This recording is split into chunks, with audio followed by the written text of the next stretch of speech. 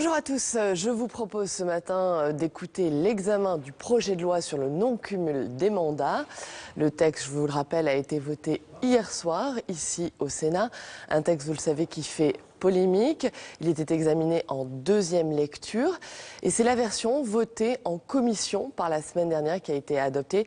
Une version qui autorise les sénateurs à exercer une fonction exécutive locale. Voilà, tout de suite, je vous propose donc de retourner dans l'hémicycle. La séance est reprise. Nous reprenons la discussion du projet de loi organique adopté par l'Assemblée nationale en nouvelle lecture interdisant le cumul de fonctions exécutives locales avec le mandat de député ou de sénateur et du projet de loi adopté par l'Assemblée nationale en nouvelle lecture interdisant le cumul des fonctions exécutives locales avec le mandat de représentant au Parlement européen. Dans la suite de la discussion générale, la parole est à Monsieur Philippe Bas pour le groupe UMP.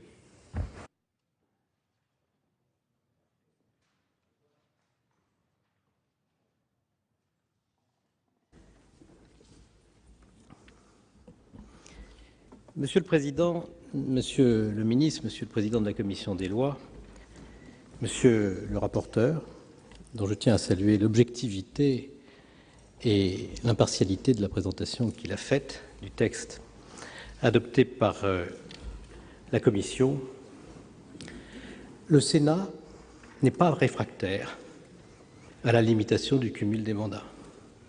Il l'a prouvé dans le passé, il est prêt à le prouver encore aujourd'hui. Dans le passé, le Sénat a voté, dans les mêmes termes que l'Assemblée nationale, les lois de 1985, présentées par le gouvernement Fabius, et de 2000, présentées par le gouvernement Jospin.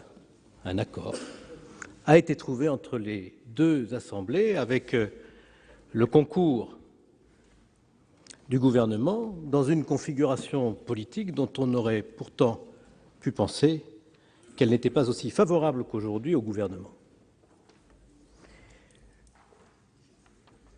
Pas plus aujourd'hui qu'hier, le Sénat ne refuse de réexaminer les règles actuelles en matière de cumul des mandats et d'étendre les restrictions qui leur sont apportées.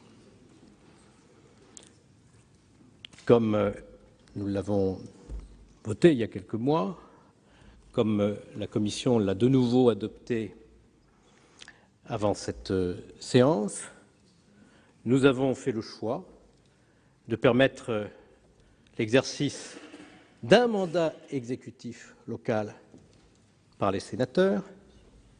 Nous avons, ce faisant, élargi considérablement la liste des mandats susceptibles d'être pris en compte au titre de la réglementation des cumuls, présidence d'intercommunalité, mairie faiblement peuplée, fonction d'adjoint au maire ou de vice-président de département et de région, présidence de sociétés d'économie mixte. Le Sénat accepte tout ceci et est même capable de le proposer. Enfin, le Sénat, l'Assemblée ne l'a pas suivi sur ce point, a adopté, et la Commission l'a confirmé avant cette nouvelle délibération, le principe de gratuité. Pour tout mandat local, y compris le mandat de simple conseiller général ou conseiller régional, exercé par un sénateur. Ce débat que nous avons ne devrait pas être un débat isolé. Si nous avons le souci de la cohérence, il faudrait aussi réfléchir au cumul des mandats locaux entre eux. Il faudrait réfléchir à l'inscription dans la Constitution de l'interdiction du cumul pour les ministres, même si elle se pratique aujourd'hui. Et il faudrait bien sûr réfléchir aux nouveaux progrès à mettre en œuvre dans le statut de l'élu local. À ce sujet, je veux relever que dans nos textes actuels, je pense par exemple au Code du travail, mais aussi au statut de la fonction publique, le mandat local, le mandat d'exécutif local n'est jamais un mandat à plein temps.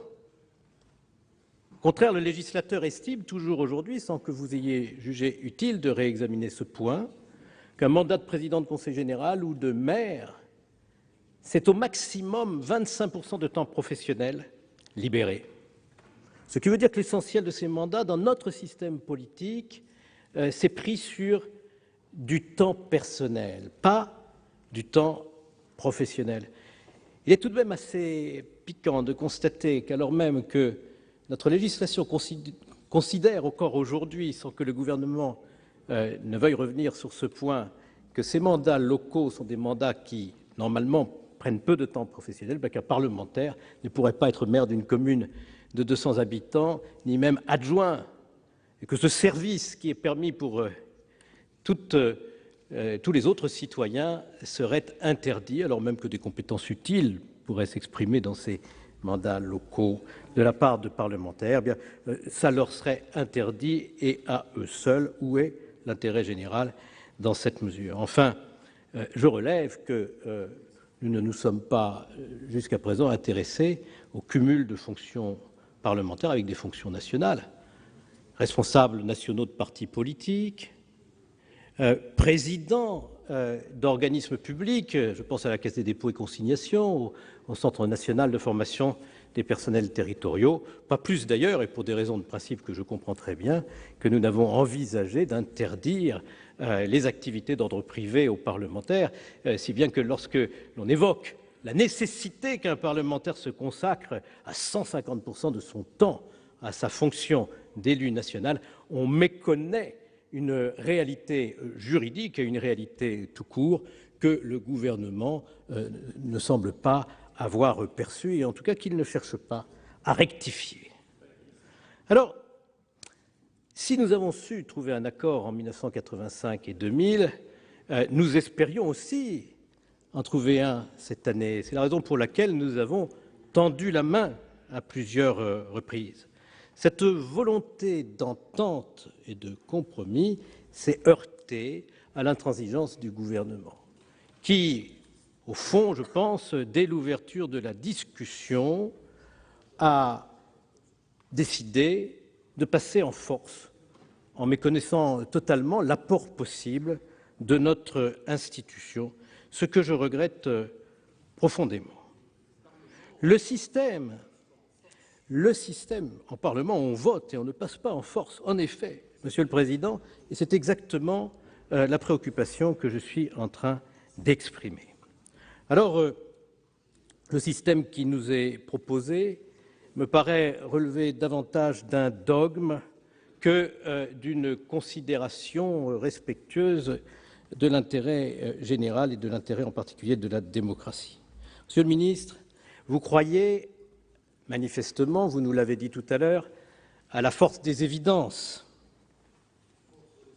Il y a aussi les fausses évidences et les idées reçues. Nous croyons plutôt à la force des arguments.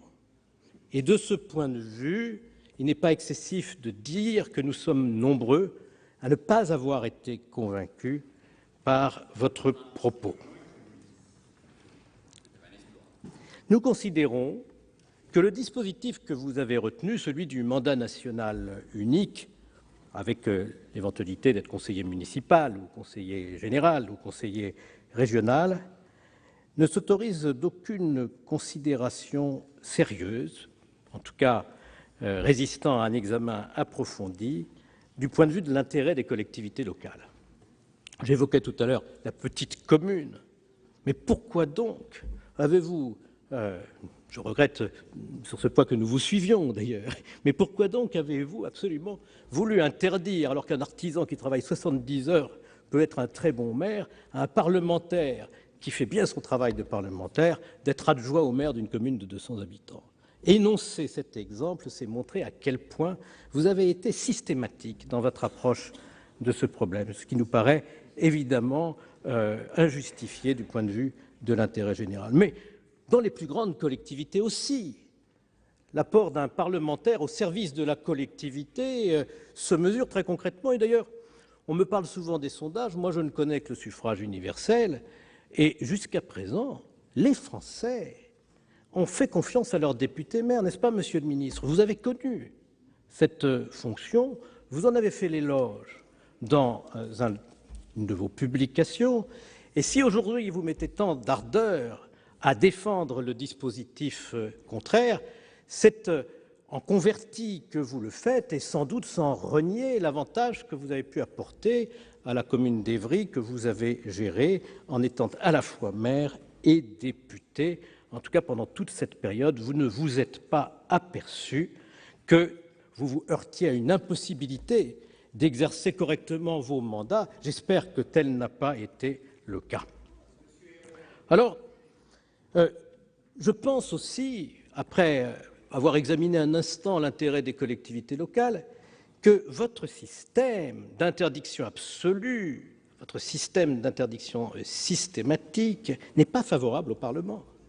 Car si le Parlement ne peut être composé exclusivement de députés-maires et de sénateurs-maires, ce que nous admettons bien volontiers, la diversité est nécessaire dans nos assemblées, l'apport de ces personnalités qui sont ancrées dans des territoires, qui gèrent des services publics et qui, ce faisant, sont plus que d'autres au contact de la population parce qu'ils ont à répondre à ses besoins, cet apport à la loi, à la fabrication de la loi, au contrôle de son exécution et au contrôle du gouvernement, cet apport a jusqu'à présent été un apport extrêmement bénéfique à nos assemblées et donc au bon fonctionnement des institutions républicaines.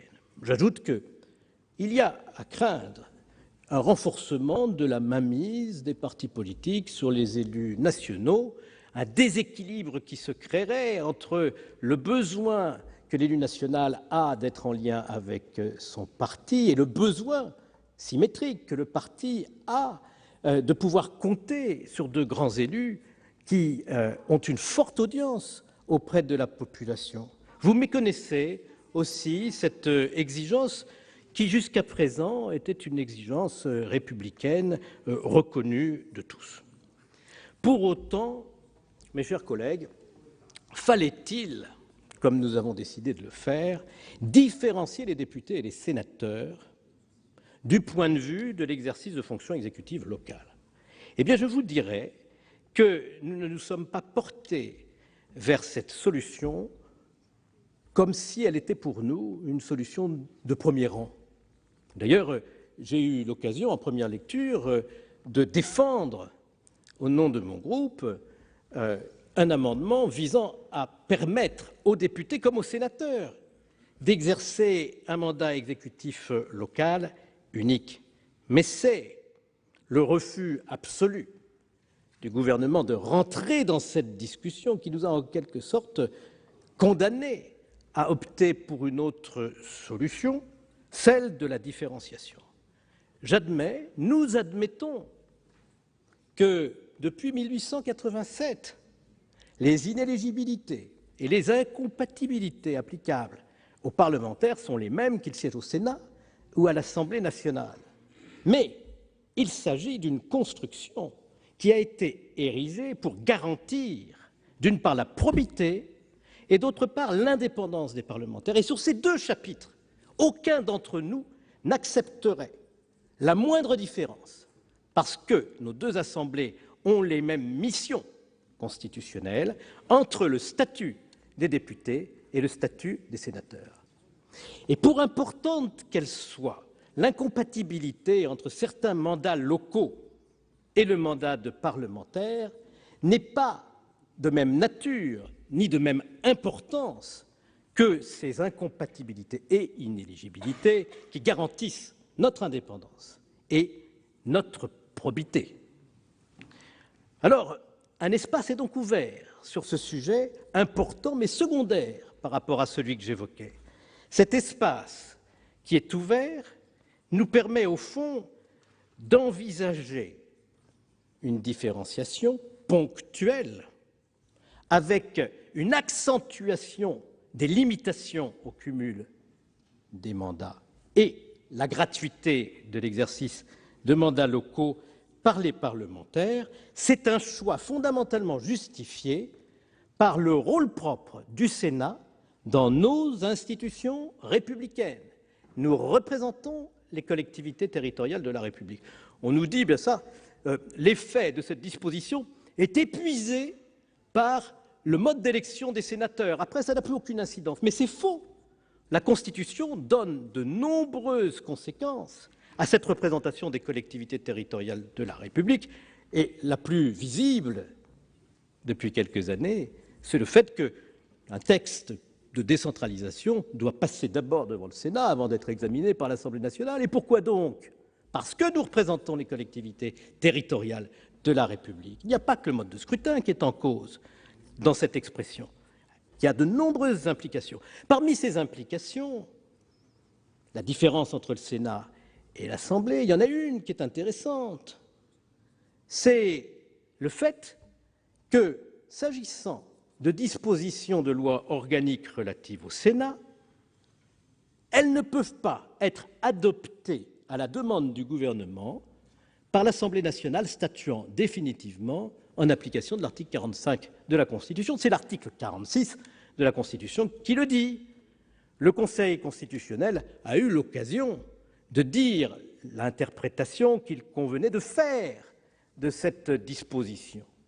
Eh bien, en suivant scrupuleusement cette interprétation, on aboutit à la conclusion sur ce point que le passage en force qui a été décidé, j'allais dire de toute éternité, en tout cas depuis le début de ce débat, par le gouvernement, est impossible sur plusieurs points au moins. D'abord, tout simplement parce que le texte du gouvernement est un texte qui ne comporte des dispositions, à l'exclusion d'une, sur le remplacement des sénateurs, ne comporte que des dispositions relatives aux députés.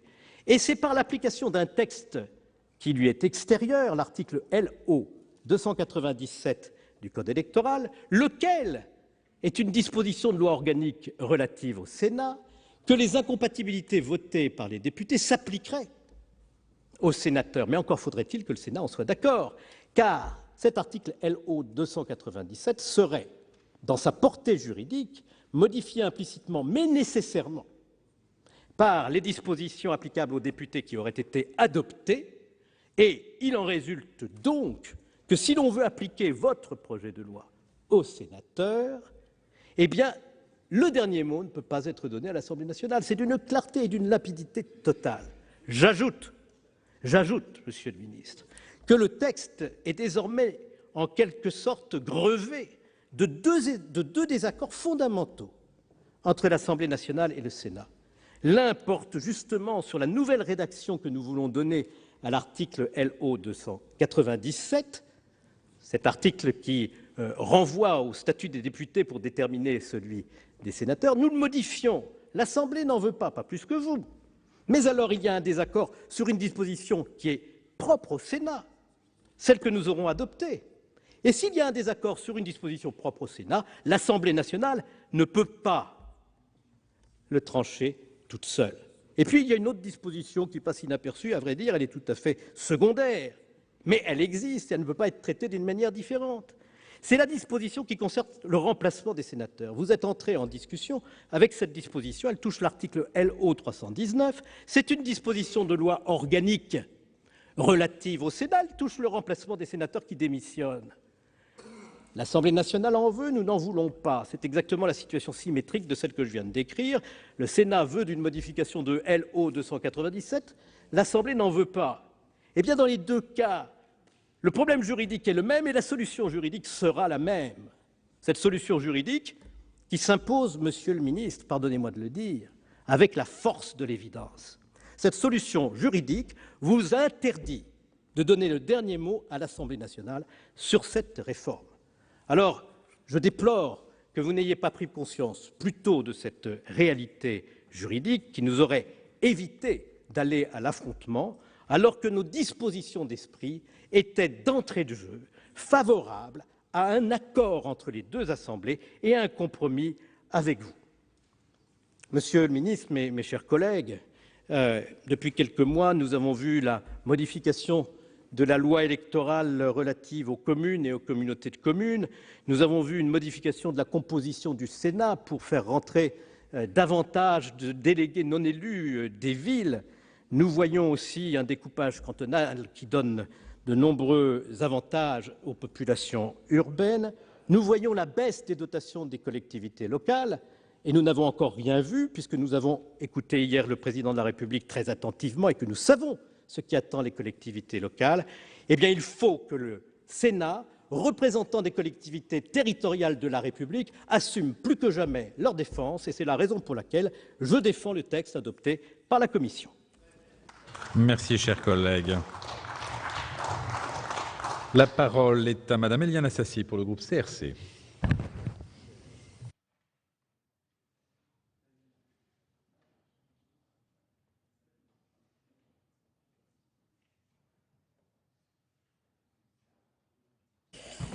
Monsieur le Président, Monsieur le Ministre, mes chers collègues, nous voici donc réunis pour débattre d'un projet de loi dont le sujet est à l'évidence sensible et qui mérite, en tout cas de mon point de vue, d'être abordé avec sérénité et responsabilité de qualité que le Sénat s'est souvent conjugué.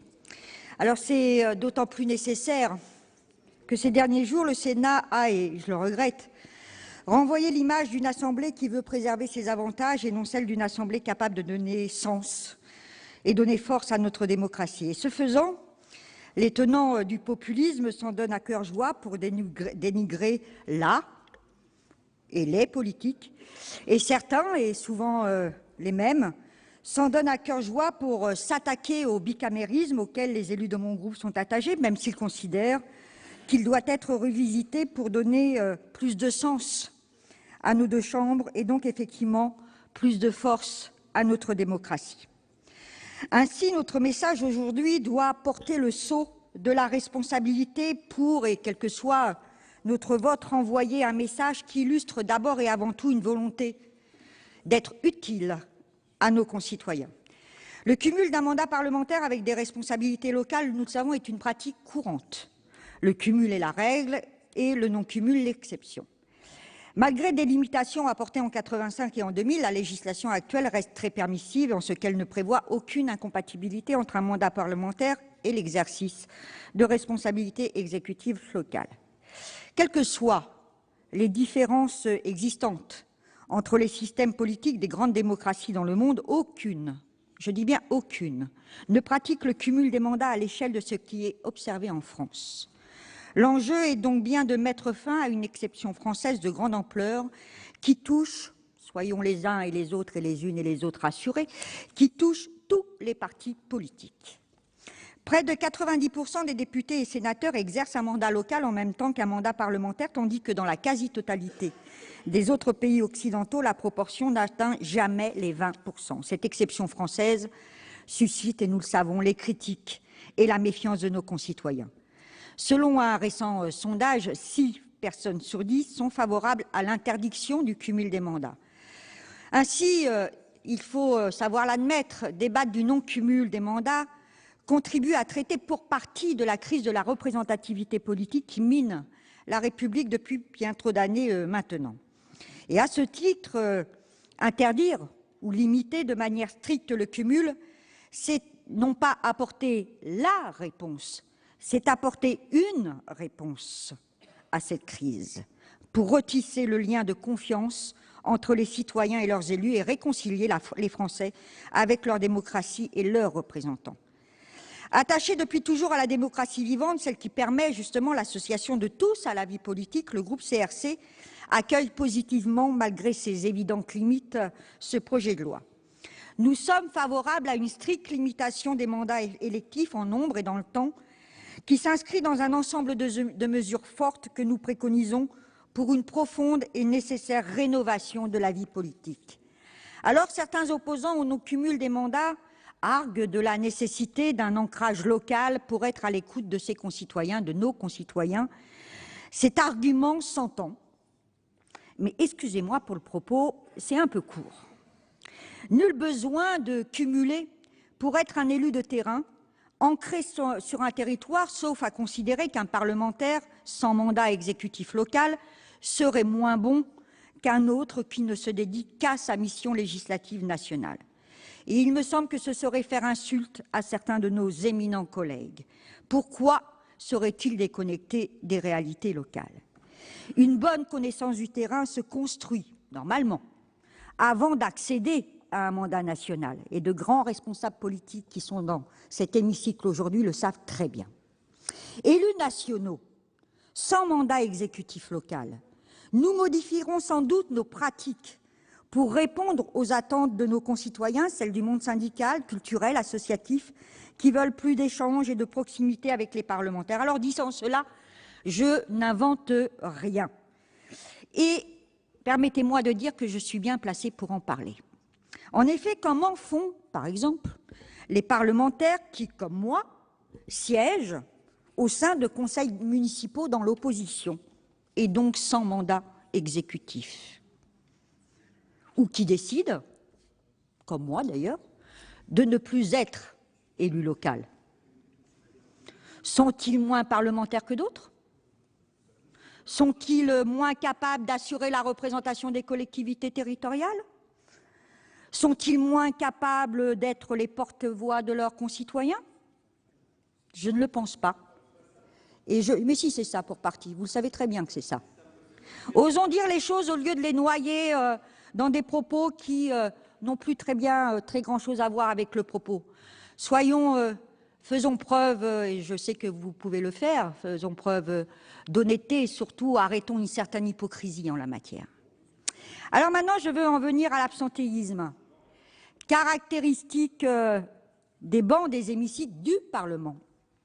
Représenter la nation dans son ensemble, voter la loi, contrôler l'action du gouvernement, évaluer les politiques publiques, ne saurait se satisfaire d'un temps partiel. Et sincèrement, je ne crois pas que le seul fautif à l'absentéisme soit le cumul des mandats, même s'il y contribue. Les sujets sur lesquels nous travaillons sont variés, sont complexes et techniques, reflets de la multiplication des sources du droit et autres contraintes. Or, les mandats locaux d'aujourd'hui, tels que dessinés par les lois successives de décentralisation, ont changé la morphologie de notre pays et la mission de ces élus locaux, exigeant d'eux beaucoup d'investissements. Sur le fond, l'absentéisme parlementaire est à la fois une des causes et une des conséquences de l'affaiblissement du Parlement. Nous sommes nombreux et nombreuses ici à critiquer le déséquilibre institutionnel au profit de l'exécutif, qui s'est accentué avec l'inversion notamment du calendrier électoral. Et je crois me souvenir que nous n'étions pas très nombreux à dire les raisons pour lesquelles il ne fallait pas inverser ce calendrier. De même, nous sommes nombreux à demander le renforcement de la place et du rôle du Parlement. Mais, mes chers collègues, rien ne bougera si les parlementaires eux-mêmes ne se saisissent pas pleinement des pouvoirs qui leur sont conférés. Ensuite, la limitation stricte des mandats peut permettre de rompre avec cette culture que certains qualifient, je cite, de conception hyper-élitiste de la société, de la crainte de la compétition et de l'affrontement concurrentiel, et donc d'une stratégie tendanciellement monopoliste qui fait le vide autour du cumulant. Fin de citation. Ainsi, chers collègues, les jeunes, les ouvriers se comptent sur les doigts d'une main au Parlement. Quant à la diversité des origines, n'en parlons pas. Et s'il n'y avait pas eu la loi sur la parité et une dose proportionnelle ici, gageons que les femmes seraient moins nombreuses sur nos bancs, comme elles sont peu nombreuses à l'Assemblée nationale. C'est un fait établi. Le cumul des mandats fige le personnel politique en nombre et dans le temps.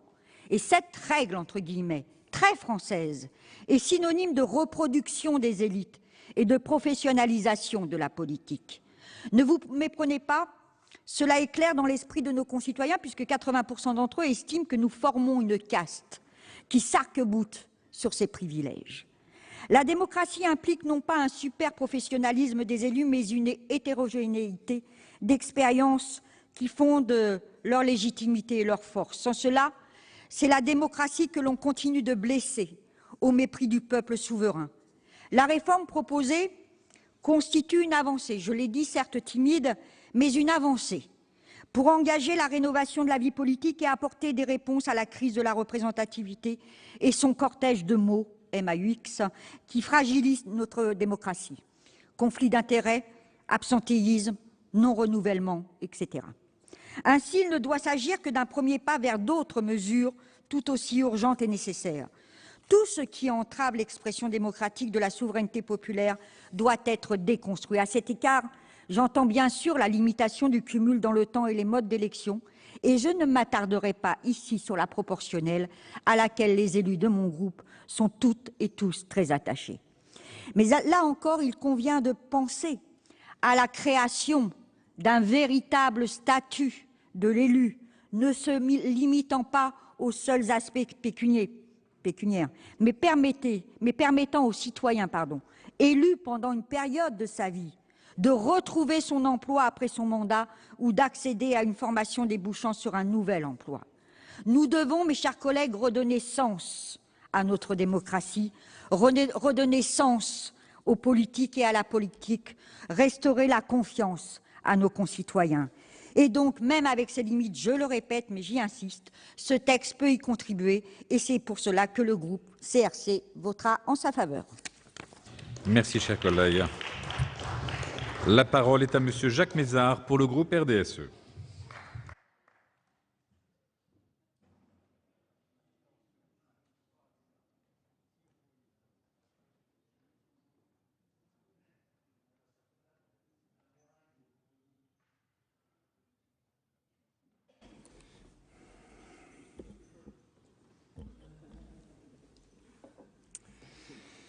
Monsieur le Président, Monsieur le Ministre, mes chers collègues, j'ai l'honneur de présider un exécutif local et de présider un groupe parlementaire. Je n'ai pas le sentiment d'être absent, ni ici, ni là-bas.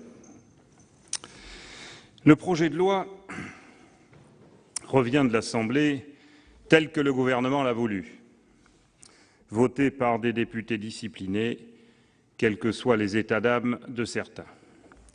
Une nouvelle fois, l'alternance n'a pas changé le système. Monsieur le ministre, vous nous aviez annoncé en première lecture que le gouvernement s'opposerait à tout amendement et donc à tout débat parlementaire. Voilà une promesse tenue. Vous nous aviez asséné avec, il faut le dire, ce que certains d'entre nous avons considéré comme du mépris, mais je sais que ce n'était pas le fond de votre pensée. Mais je vous cite, « Quel que soit le vote qui sera le vôtre, ce texte sera adopté par le Parlement. » Il s'agissait de provoquer, je pense. Ajoutant, avec ce que d'autres ont considéré comme du cynisme, que ce texte, je vous cite à nouveau, « renforce le Sénat ». Même méthode que celle du ministre Jeannet en 1969, présentant le projet de suppression du Sénat en déclarant que le but était de donner au Sénat une influence plus grande. Vous avez d'excellents prédécesseurs. En réalité, le message était et reste clair. Suicidez-vous ou nous vous exécutons. Ce qui doit être dit pour qu'il en reste trace lorsque d'autres, ou peut-être vous, reviendrez sur ce texte, c'est que le Sénat, dans sa grande majorité, a considéré que la suppression de tout cumul d'un mandat local exécutif avec un mandat de parlementaire était une aberration pour l'équilibre de nos institutions, comme pour la représentation de nos territoires. Ce qui doit être dit, c'est que devant l'acharnement du gouvernement à obtenir un vote majoritaire des députés, et certains d'entre eux m'ont dit les pressions reçues, la grande majorité du Sénat a considéré que ne devant et ne pouvant imposer aux députés un choix concernant ces derniers, il appartenait au Sénat de prendre des dispositions relatives aux sénateurs découlant strictement de l'application des règles constitutionnelles, à savoir l'article 24 de la Constitution qui dispose que le Sénat assure la représentation des collectivités locales, l'article 46 alinéa 4 qui dispose que les lois organiques relatives au Sénat doivent être votées dans les mêmes termes par les deux assemblées. Et je rappelle que l'article 25 ne pose pas de principe d'identité absolue du statut des membres de chaque assemblée. Ce qui doit être dit, c'est que, Monsieur le ministre, vous avez vous-même déclaré devant la commission des lois, je vous cite, qu'un traitement différencié des sénateurs conduirait à qualifier ce projet de loi organique au Sénat, ce qui suppose un vote conforme des deux assemblées. C'est vous qui l'avez dit. Et je vous cite, dans le rapport de la commission, comme je citais votre dénonciation du non-cumul dans votre excellent ouvrage qui, pour moi, est toujours un plaisir intellectuel et un plaisir politique parce que je le trouve excellent dans la forme et dans le fond. Et comme je ne doute pas que vous êtes un homme de conviction, je suis convaincu qu'au fond de vous-même, vous êtes convaincu des errements de ce projet. Mais voilà, vos militants, puis l'opinion publique ont été chauffés à blanc, en partie par le communicant exceptionnel que vous êtes. Vos militants sont heureux, enfin une satisfaction pour eux. Et l'opinion peut encore davantage surfer sur la vague d'antiparlementarisme générée par toute crise pimentée de quelques scandales à répétition. Ce qui doit être dit, c'est que le Sénat, vilipendé par cette offensive médiatique orchestrée avec les médias branchés parisiens, dans le silence de son exécutif, a pourtant voté un texte beaucoup plus réformateur, beaucoup plus innovant que votre projet, Monsieur le ministre. Oui, le Sénat a réduit à un seul mandat exécutif local la possibilité de cumul d'un sénateur. Mais le Sénat est allé beaucoup plus loin que vous, sur la question du cumul des indemnités, par exemple. C'est le Sénat, sur notre proposition, qui a supprimé le cumul des indemnités. C'est cela que souhaitaient nos concitoyens. Et vous avez assez sournoisement entretenu la confusion entre cumul des mandats et cumul des indemnités. Ce qui doit être dit, c'est que notre groupe a proposé d'interdire le cumul des mandats locaux, comme la présidence d'une mairie importante et la présidence de communautés urbaines ou de métropoles, comme à Lille. Cumul considérable s'il en est. Vous l'avez refusé en renvoyant cela aux calendes, monsieur le rapporteur. Pourquoi une telle absence de réflexion ou telle préservation des acquis de nos grands féodaux? Ce qui doit être dit, c'est que vous avez fait pulvériser tous nos amendements visant à voir interdire le cumul de fonctions électives avec la qualité de membres de cabinets élyséens, ministériels ou de grands exécutifs. Ce qui doit être dit, c'est que vous considérez que le cumul d'un mandat parlementaire avec la qualité de maire ou adjoint d'une petite commune de quelques dizaines d'habitants est insupportable, trop lourd, alors que vous avez lamentablement reculé sur la question des incompatibilités professionnelles, pliant par exemple devant les avocats d'affaires, les dirigeants de grandes sociétés, y compris d'armement. Tout cela ont le temps et la capacité de cumuler, eux. J'ai une conviction. L'unanimité des membres de mon groupe du RDSE aussi. Votre projet de loi est contraire à l'équilibre de nos institutions, contraire à l'esprit et à la lettre même de la Constitution. Il prépare clairement, si ce n'est la suppression du bicamérisme, à tout le moins sa disparition en qualité de véritable assemblée parlementaire, capable non seulement d'améliorer le processus législatif, ce qui est presque unanimement reconnu, et de rester indépendant à l'égard du pouvoir exécutif. En cela, vous atteindrez l'objectif que nombre de vos collègues ou prédécesseurs n'avaient point atteint, contre ce que M. Jospin appelait l'anomalie démocratique. C'est donc vous, Monsieur le ministre, qui serez dans l'histoire parlementaire celui qui, après avoir mis en place le binôme départemental, aura fait de la Haute Assemblée une assemblée de seconde zone. Heureusement, ce que fait une loi, une autre peut et pourra le défaire si le Conseil constitutionnel ne nous suivait point. Vous multipliez chaque mois la création de conseils plus ou moins stratégiques, de hauts conseils, mais vous voulez détruire la Haute Assemblée. La réalité, c'est que nous vivons depuis 1 an et demi une offensive orchestrée contre le Sénat, qui pour certains n'a eu d'utilité que de préparer l'alternance, alternance que 18 des 19 sénateurs de mon groupe ont favorisée. D'un coup, le Sénat a subi un torrent de critiques, de triangle des Bermudes à assemblée d'hommes blancs, et pire, tout y est passé. Et le lamentable épisode de l'immunité parlementaire a su être utilisé aussi à cette fin par les mêmes. Le Sénat n'a pas été défendu par ceux dont c'était le devoir, jusqu'à Public Sénat qui s'est illustré de la manière la moins digne. Dois-je, à vous qui voulez chausser ces bottes, vous rappeler le discours de Salerne de Clémenceau? Vous avez remplacé les chécards par les cumulards. La question du bicamérisme est un débat récurrent dans la politique française et sous les 3 dernières républiques. Mais même Clémenceau, pour lequel nous avons tous beaucoup, d'admiration, a heureusement changé d'avis sur cette question. Mais est-il vraiment raisonnable que dans notre pays, à chaque alternance, c'est-à-dire tous les 5 ans désormais, la nouvelle majorité change tous les systèmes électoraux et modifie d'une manière ou d'une autre l'architecture institutionnelle? Imagine-t-on les démocraties européennes voisines modifier leurs institutions à chaque changement de majorité? Cela démontre la dérive des institutions de la Ve République. Nombre de nos plus éminents universitaires se sont récemment exprimés pour condamner votre projet de loi, d'ailleurs, au nom du respect des institutions face au déséquilibre de plus en plus évident du pouvoir au profit de l'exécutif présidentiel. L'hyperprésidence de la République n'est plus le fait d'un homme exceptionnel, elle procède de la nature du régime actuel et oblige tous les 5 ans le futur élu à promettre au-delà du raisonnable. L'hyperprésidence engendre inéluctablement l'affaiblissement du Parlement et la recherche par l'exécutif de parlementaires soumis au parti dominant du président de la République. Cela, le Sénat l'a toujours combattu, quelle que soit la majorité parlementaire, et c'est pour cela que régulièrement le parti dominant, de manière plus ou moins directe, veut le briser.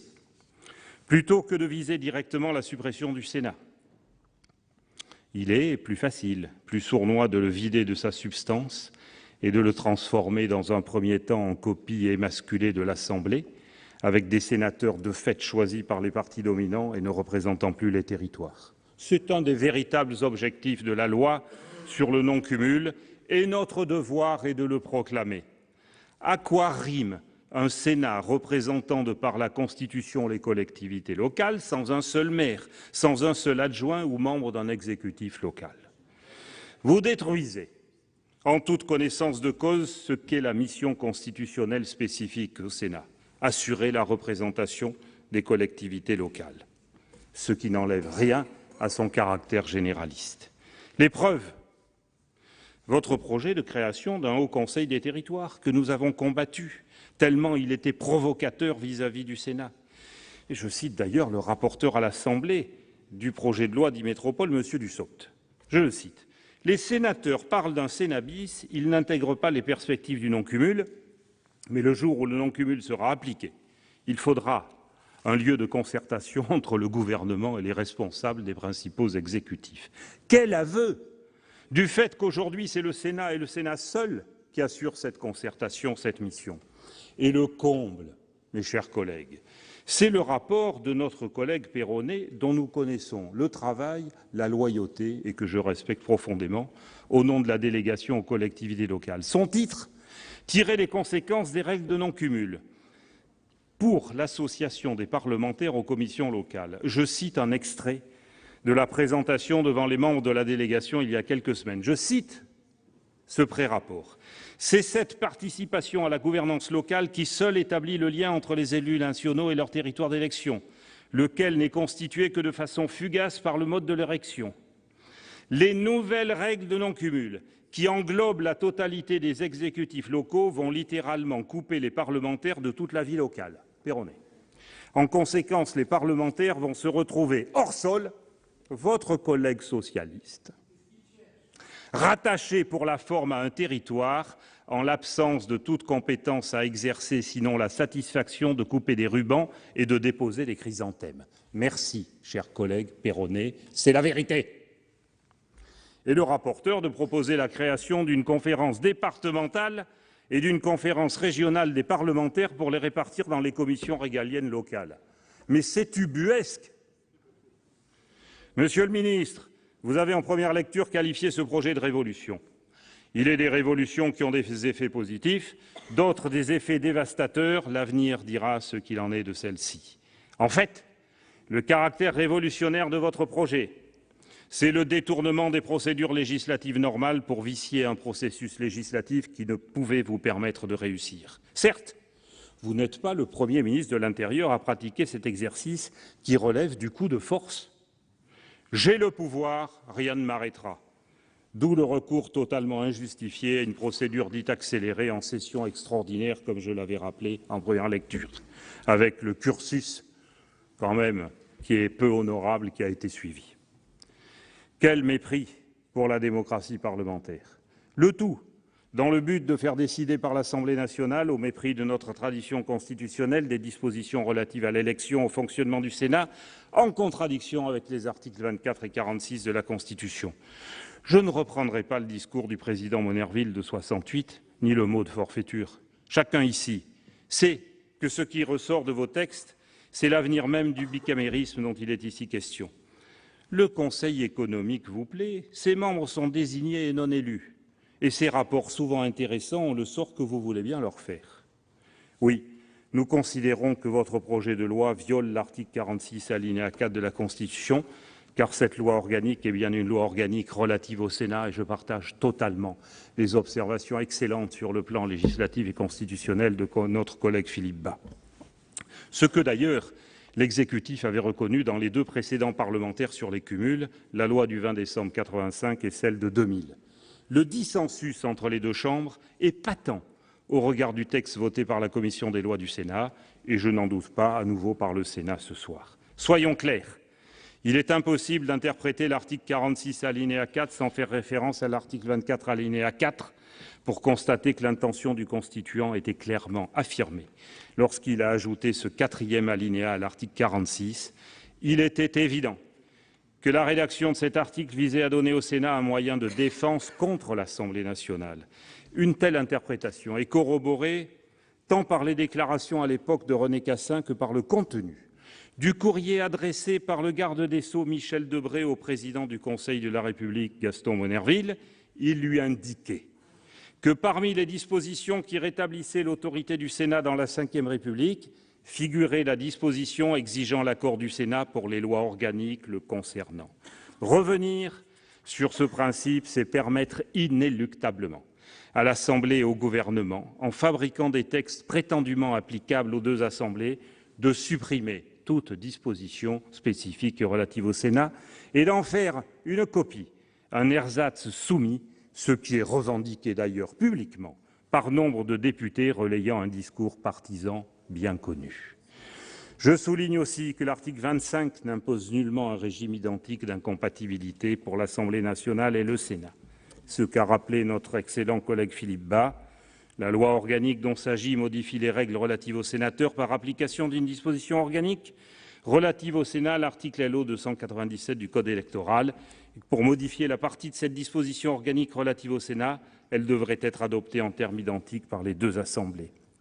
Bien sûr, le moment où la nature de la loi organique relative au Sénat de certaines dispositions d'un projet de loi organique se décide, c'est lorsque la commission mixte paritaire est passée. Ces derniers mois, et j'en termine, nombre de constitutionnalistes se rendant compte du danger de ce projet de loi, Pierre Avril, Olivier Beau, Laurent Bouvet, Patrick Veil, Jean-Philippe Derosier et d'autres, ont lancé des avertissements conscients du danger de ce projet pour l'équilibre de nos institutions. Certains ont même écrit au président de la République. Mes chers collègues, le courage, c'est de ne pas transiger sur ses convictions.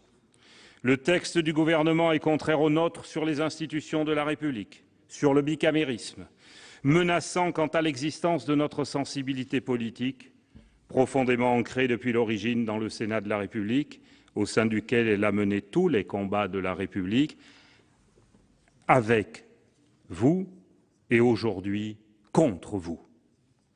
Monsieur le ministre, Gaston Monnerville, répondant au président de Gaulle en 62 ici même, lui lançait « Non, Monsieur le Président de la République, vous n'avez pas le droit, vous le prenez. » Monsieur le ministre, nous ne sommes, vous et moi, ni l'un ni l'autre, encore que pour vous, l'ambition respectable est présente, et je vous souhaite de tout cœur d'y réussir. Mais la même phrase peut vous être adressée Méditez-la. C'est au nom de tout cela que pour le Sénat et la République, mes chers collègues, je vous demande de tenir bon. Merci, chers collègues. La parole est à Michel Teston pour le groupe socialiste.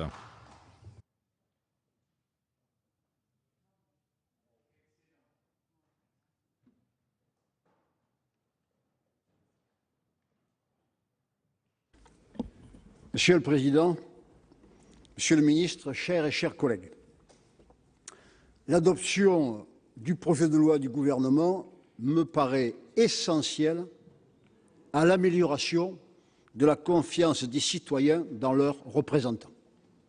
Or, lors de la première lecture de ce texte, les groupes RDSE, de l'UMP et de l'Union centriste ont fait adopter des amendements laissant aux sénatrices et aux sénateurs la possibilité de conserver une fonction exécutive locale, maire, adjoint, adjointe, président, présidente, vice-président, vice-présidente de conseil régional ou de conseil général.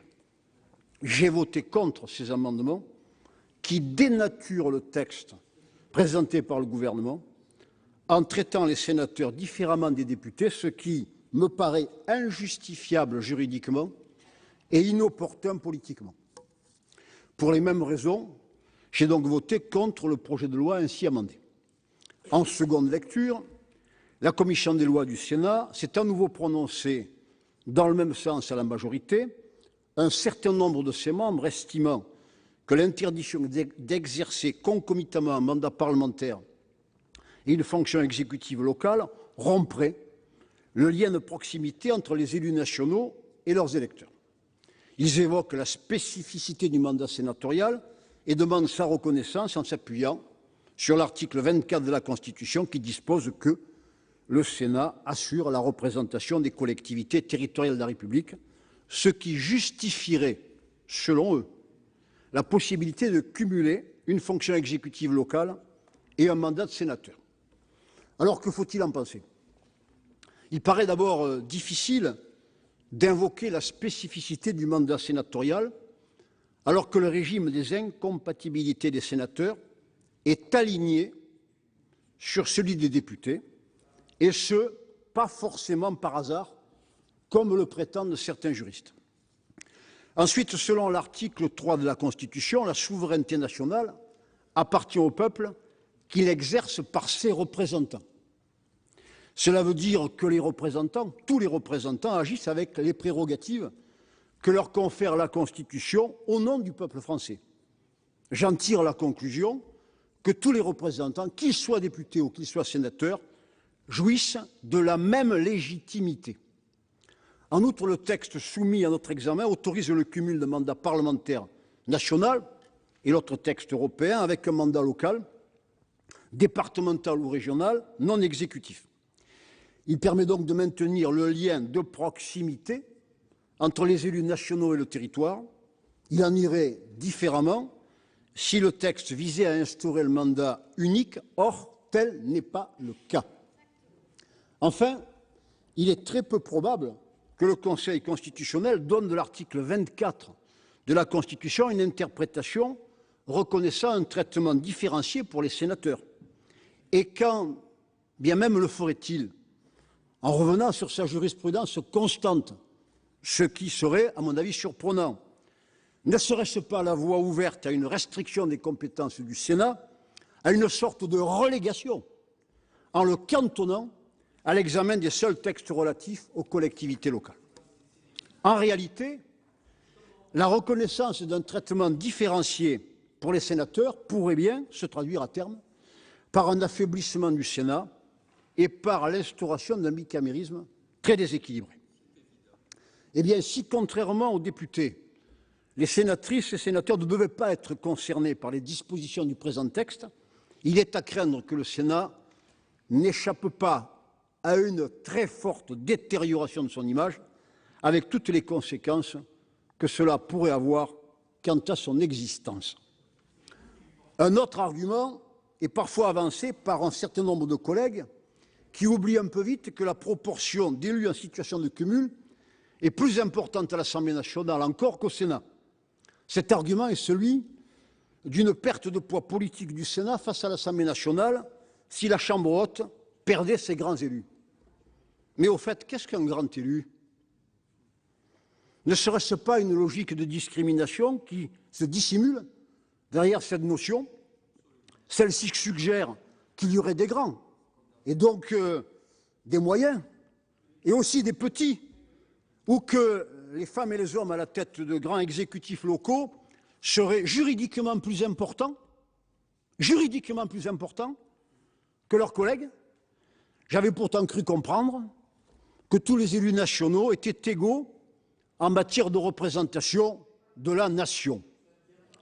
À mon sens, un grand élu n'est pas celui qui cumule les plus importants mandats locaux, départementaux, régionaux et nationaux, mais un élu pleinement investi dans le mandat ou la fonction qui lui ont été confiées par le peuple et qui a passé par l'élection un contrat moral avec ses électeurs garantissant son implication.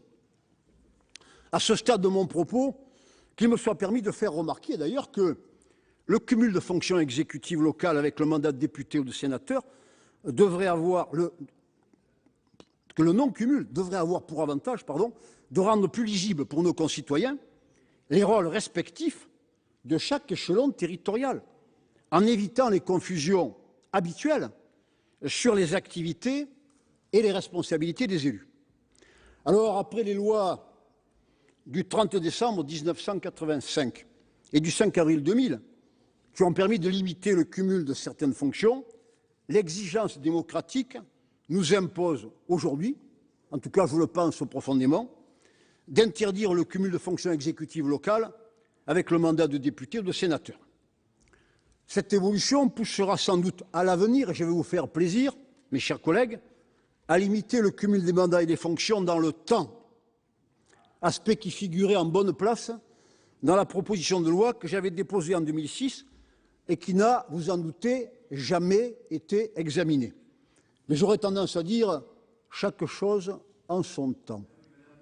Alors, mes chers collègues, face à la crise de confiance de nos concitoyens dans la représentation nationale, vous en êtes conscients, du moins je l'espère, il s'agit avant tout de préserver le pacte républicain. Voter le texte du gouvernement tel qu'adopté par l'Assemblée nationale devrait très utilement y contribuer. Merci, cher collègue. La parole est à Monsieur Jean-Jacques Hyest pour le groupe UMP.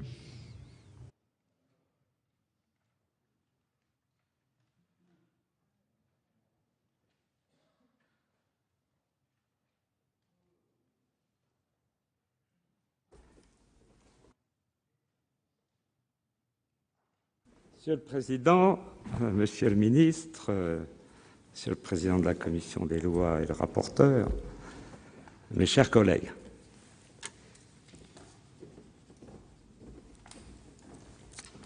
passer de la limitation du cumul des mandats à une interdiction totale du cumul des mandats, alors on peut dire que c'est une révolution. Je ne suis pas sûr et je vous expliquerai pourquoi. Alors, c'est vrai que je reconnais qu'il y en a qui sont très hostiles au cumul des mandats dans la mesure où ce sont des repentis. Ils ont construit toute leur carrière sur le cumul, toute leur carrière. Des présidents de conseils généraux devenant sénateurs, et d'ailleurs poussant, une fois qu'ils ont abandonné le conseil général, étant poussés par le successeur pour qu'il devienne aussi sénateur. Enfin, je pourrais quand même vous donner de nombreux exemples. J'ai même connu des repentis extraordinaires qui avaient exercé toutes les fonctions en même temps, mais extraordinaires. Premier ministre, maire, président de communauté urbaine, et qui étaient contre le cumul des mandats. Alors bon, moi je veux bien. Tout d'abord, pour répondre, et après Philippe Bas et Jacques Mézard, je crois que le régime des incompatibilités, on oublie de dire qu'à chaque fois, quand c'était des incompatibilités qui concernaient les sénateurs, elles ont été votées par le Sénat. Et jamais par l'Assemblée contre le Sénat. Jamais. Les lois de 85 et 2000, parce qu'il y avait un risque constitutionnel, le gouvernement a trouvé un compromis. Ce n'était pas tout à fait les mêmes points de vue de la part de l'Assemblée et du Sénat. On me dira, mais la jurisprudence du Conseil constitutionnel a évolué. Bon, on verra bien. Mais il y a quand même un certain nombre de points qu'a évoqué Philippe Bas, notamment sur le remplacement, etc. Ça, c'est imparable.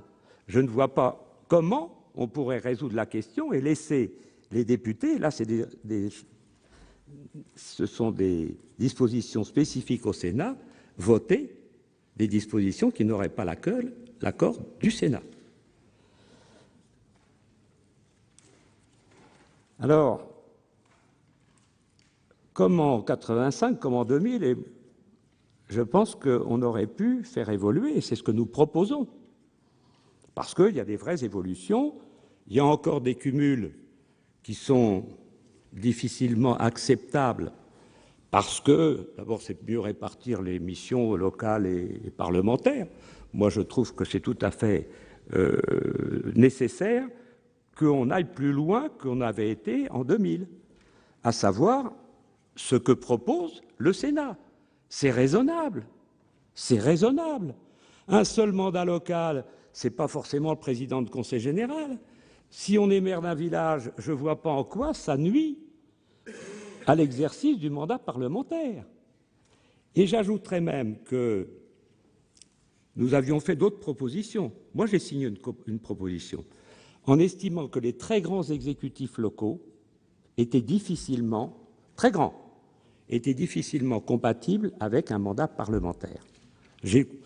C'était aussi une solution, un petit peu dans le sens d'ailleurs dans la loi de 2000. Ça n'a pas été retenu. On a dit c'est comme ça, c'est une promesse. Alors les promesses, il y en a qui ne coûtent pas cher, hein. Elles ne coûtent pas cher celles-là. Alors on va pouvoir se payer les parlementaires et développer un peu plus l'antiparlementarisme, qui est le fait d'ailleurs des médias nationaux la plupart du temps. Est-ce qu'on ne constate pas d'ailleurs l'antiparlementarisme sur le terrain local? Parce qu'il se trouve paradoxalement que nos concitoyens élisent volontiers ceux à qui ils ont déjà fait confiance sur le plan local. C'est un paradoxe, vous avouerez. C'est qu'on interdirait, et pourtant c'est comme ça que ça se passe, et notamment pour le Sénat. Moi je ne dis pas du tout que tout le monde doit être élu local. Je n'ai jamais dit ça. D'abord, on a connu des personnalités dans cette maison. Non, mais on a connu des personnalités dans cette maison qui ont été d'excellents parlementaires dans leur domaine. Pas forcément dans celui des collectivités locales. D'ailleurs, ils ne s'y intéressaient pas du tout. Je ne vais pas citer non plus mais on a connu. C'est très bien. C'est parfait. Que des personnalités viennent au Sénat, on en a connu d'éminentes qui ont honoré notre institution et qui n'étaient pas élus locaux. Il y en a qui ont une expérience aussi dans les collectivités locales, sans être élus. Mais pour moi, c'est un petit peu pareil. Quand ce sont des vraies responsabilités, pas uniquement dans les cabinets, hein, des vraies responsabilités dans l'administration locale. Je pense que c'est pas mal non plus. Hein. Donc, vous voyez, non, mais je pense qu'il ne faut pas être absolu dans tout ça. Et puis, bien entendu, quand on parle de l'hostilité de l'opinion, Jacques Mézard l'a dit, mais d'autres l'ont dit avant lui, c'est que certains avaient l'impression qu'on était surtout des cumulards d'indemnités.